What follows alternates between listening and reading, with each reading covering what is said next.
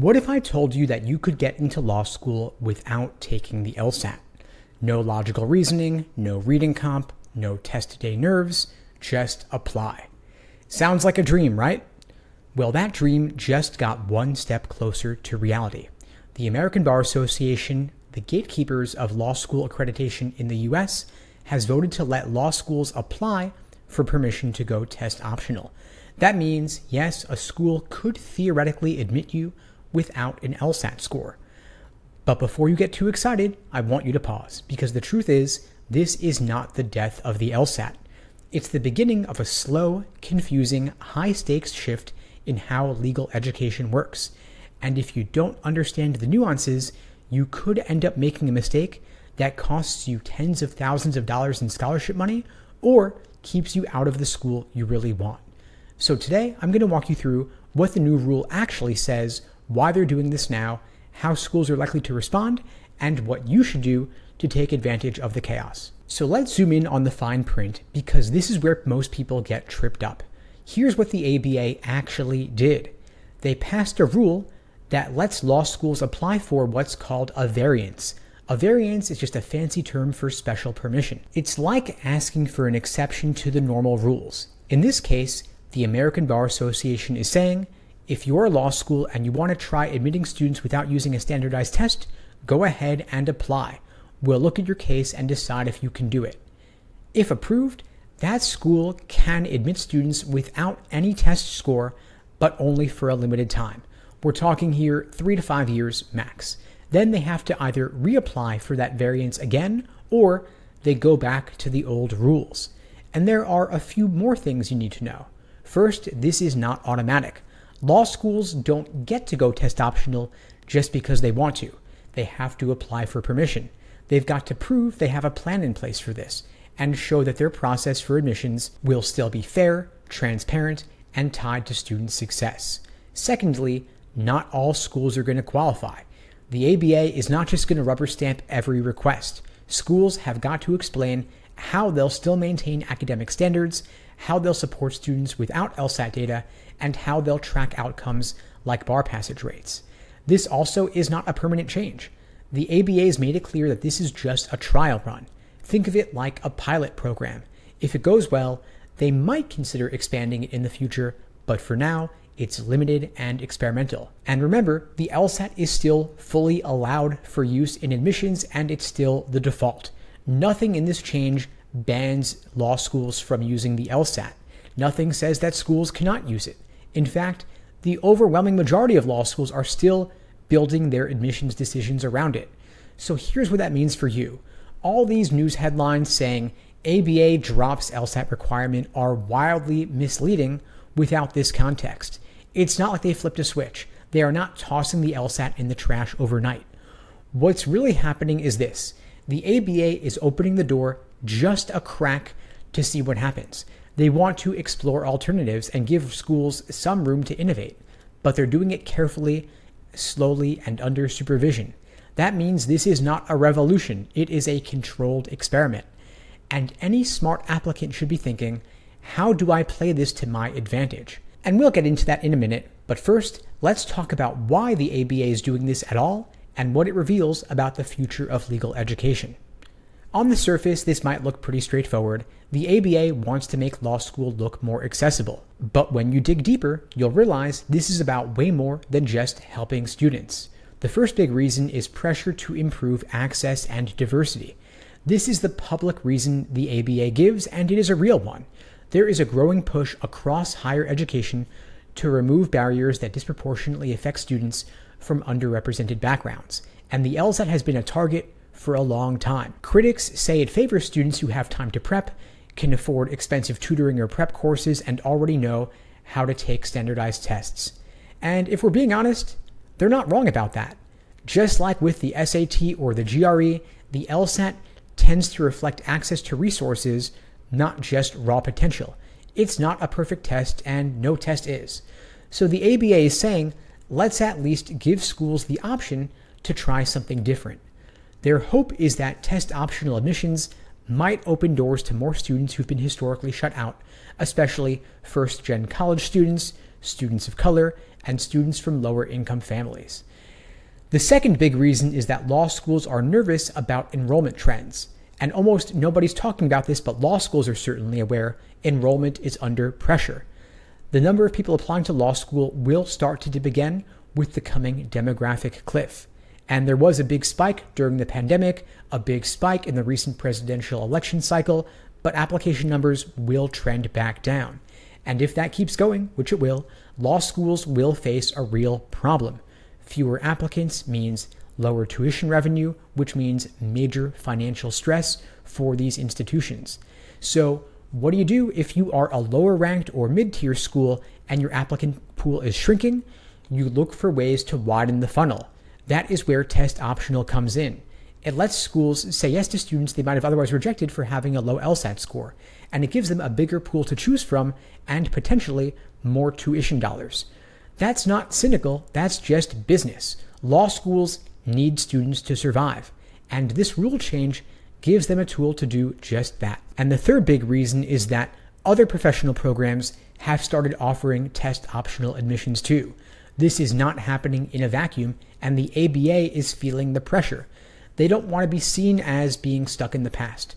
So this variance rule is partly just about keeping up with the times. They're saying, we're open to change and willing to test new ideas. We are paying attention. It's also a way for them to buy time, to run a trial, collect data, and figure out whether going test optional is actually better for both students and schools. The fourth big reason is that the LSAT's influence is complicated. It's both respected, but it's also resented. It's respected because it does offer a standardized way to compare students, especially when GPAs vary wildly across schools and majors. But it's also resented because it's high stakes, stressful, and for many students, it's completely unfamiliar. There's no content overlap with your college classes, and you don't learn logical reasoning as your major, of course. And so because of that, the LSAT is seen by some as a villain in the law school admissions process. A lot of students blame it for holding them back, even when the real issue might just be a lack of access to strategic prep. And the ABA knows all of this, and this new rule gives them a way to say, we hear you and we're doing something. But remember, the goal here is not to kill the LSAT. It's to test what happens without it. This is about options, not overhauling everything. And that's why, despite all the headlines and the hot takes, the smartest move right now is to stay calm, stay focused, and to make decisions based on data, not all the drama. Now let's get brutally honest for a second. Just because the ABA says schools can apply to go test optional, that doesn't mean most of them will. In fact, I'd bet money that the vast majority of law schools will stick with the LSAT, especially in the short term. Why? Because law school admissions is not just about admitting students.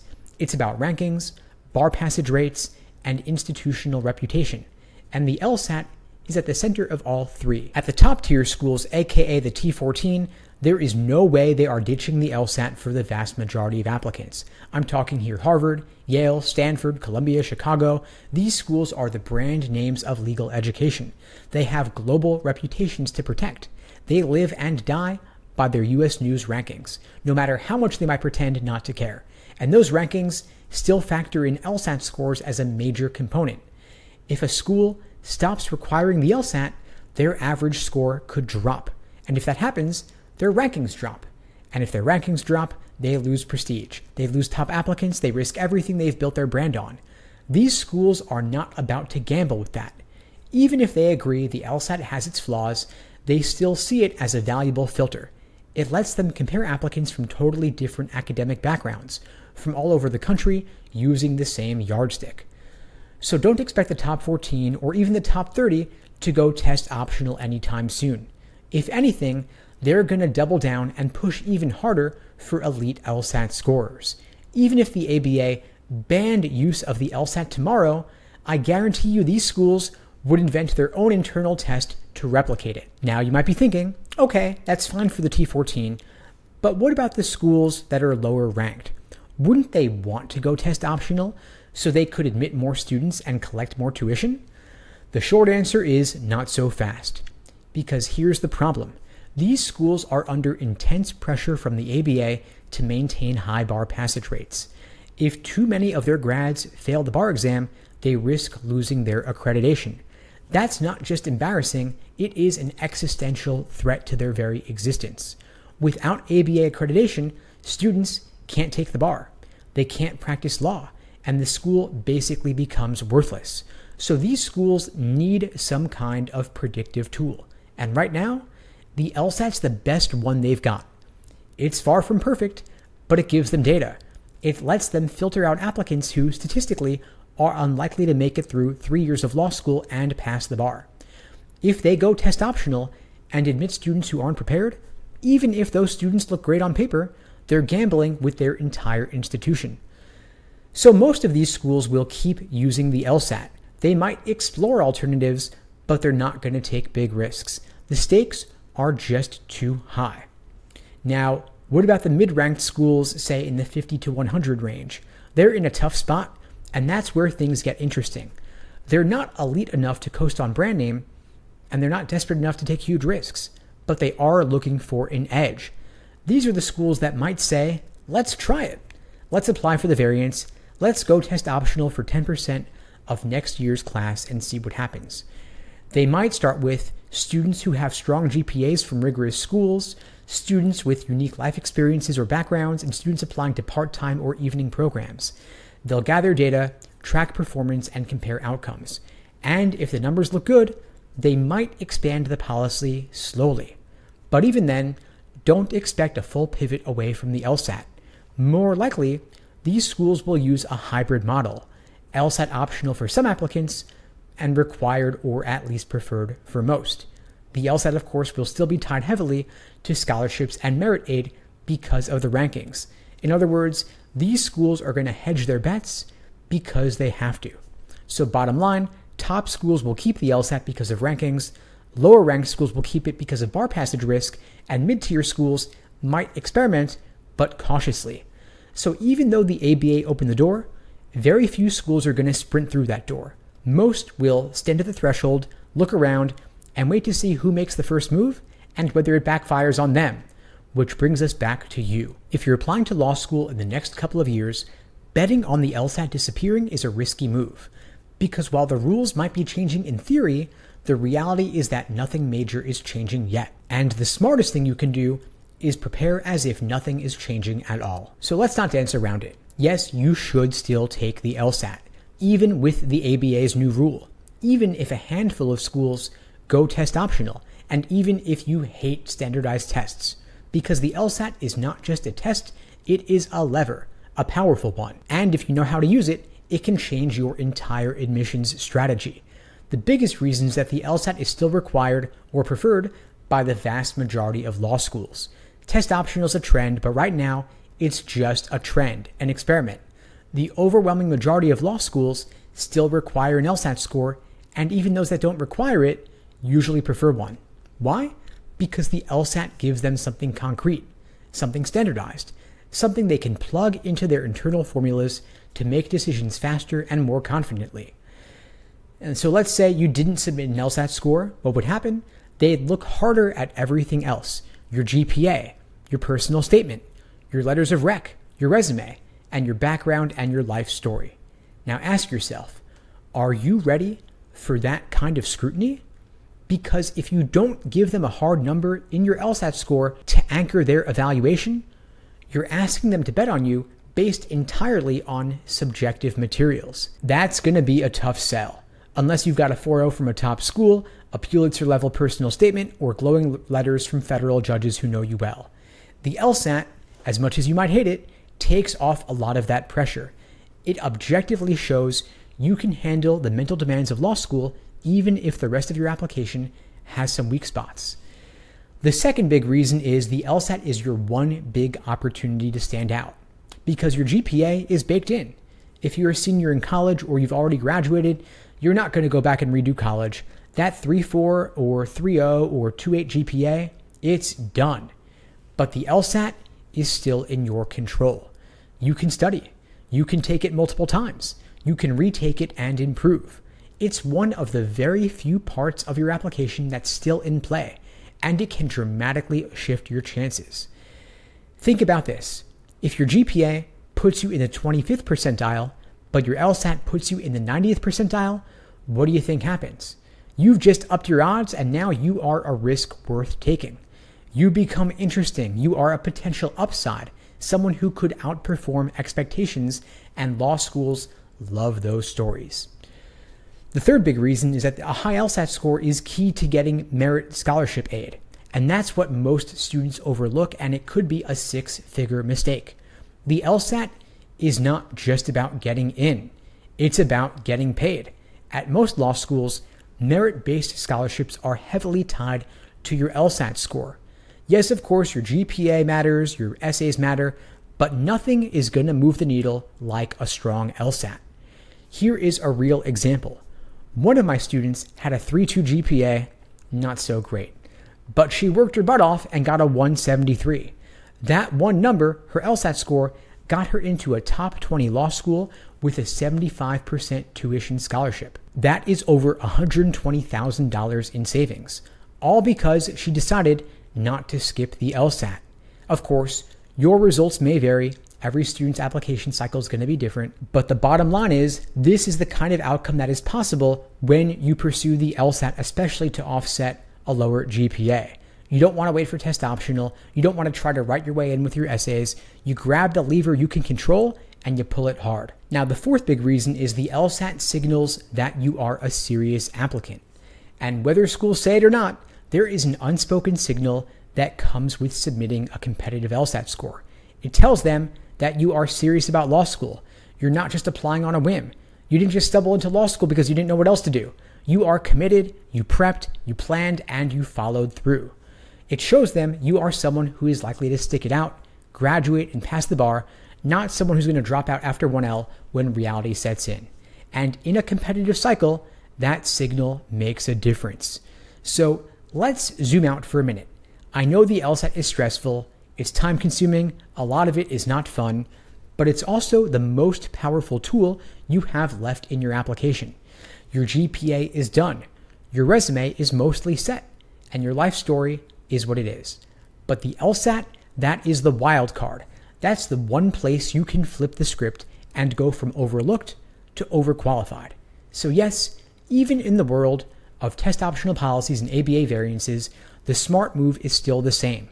Take the LSAT, crush it, and use it to your advantage. Because if you do it right, this one score can pay you back for the next 10, 20 years and beyond. So let's get into what really matters, your next move. You've learned that law schools can go test optional, but most of them won't. And even the ones that might are moving slowly and carefully. So if you're applying to law school this year, or anytime in the next 2-3 years, here's exactly what to do. First, you want to assume the LSAT still matters, because it does. Yes, the ABA made a rule change, but no, it does not mean you can skip the LSAT. And even if some schools stop requiring it, most of the competitive ones still will. And the schools that don't will still prefer a strong LSAT score. So don't try to game the system. Don't try to guess which schools might go test optional. Don't build your law school dreams on a maybe. Because while everyone else is wasting time debating what the ABA rule might mean, you could be studying, prepping, and improving your score. The LSAT is the one part of your application where effort is going to pay off big time, so don't ignore that. Secondly, treat the uncertainty as your advantage. Right now, the entire admission system is in flux. Some people will panic. Others are going to freeze. Some are going to wait to see what happens. But you're not going to do any of that. You're going to use this moment to stand out. You're going to take control of the one variable that is still under your influence, the LSAT, and you're going to crush it. Because while other applicants hedge and hesitate, you're going to become the most obvious, undeniable choice in the pile. That is how you win. The third step is to build a real prep plan, not just hope. Because if you're serious about law school, don't just study when you can.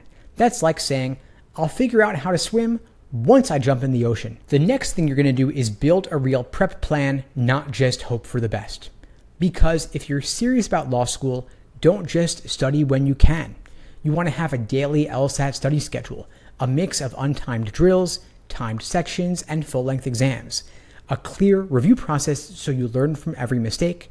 You want to have a feedback loop from a tutor, a coach, or a smart study buddy to help you figure out your blind spots, and you want to have a timeline that matches your target test date and law school deadlines. If you don't have that yet, build it today. And if you'd like my help, you can check out the links below to find out more and to book a call with me and my team. We'd be glad to help you out. Because the students who walk into test day confident aren't the ones who tried hard, they're the ones who followed a system. And you want to remember what's at stake here, because this isn't just about whether you have to take a test. It's about where you go to law school, how much debt you take on, what kind of job you get after graduation, and whether you get to choose your own future or settle for what's left. And the LSAT touches every one of those decisions. If you score high, you expand your options. More schools, more scholarships, more negotiating power. But if you score low, your chances shrink. Your debt increases, and you might get in somewhere, but it might not be where you want to go. So don't treat this like just another hoop to jump through. Treat it like the high leverage investment it is, because a few months of focused prep now can literally save you 6 figures in law school tuition. So you want to own the decision to play the long game here. What separates the winners from everybody else is that the winners are willing to do the work, even when it's hard, even when it's unclear, and even when others are looking for shortcuts. If you want to be a lawyer, that's great. That means navigating complex, uncertain systems. It means thinking strategically under pressure. It means staying calm when others aren't. And this is your first test. Not the LSAT itself, but how you respond to a changing, unpredictable system like the law school admissions process. And here's the good news. If you choose to focus on what you can control, you'll come out ahead no matter how the rules evolve. So commit now, make a plan, follow the plan, and you will watch your options explode.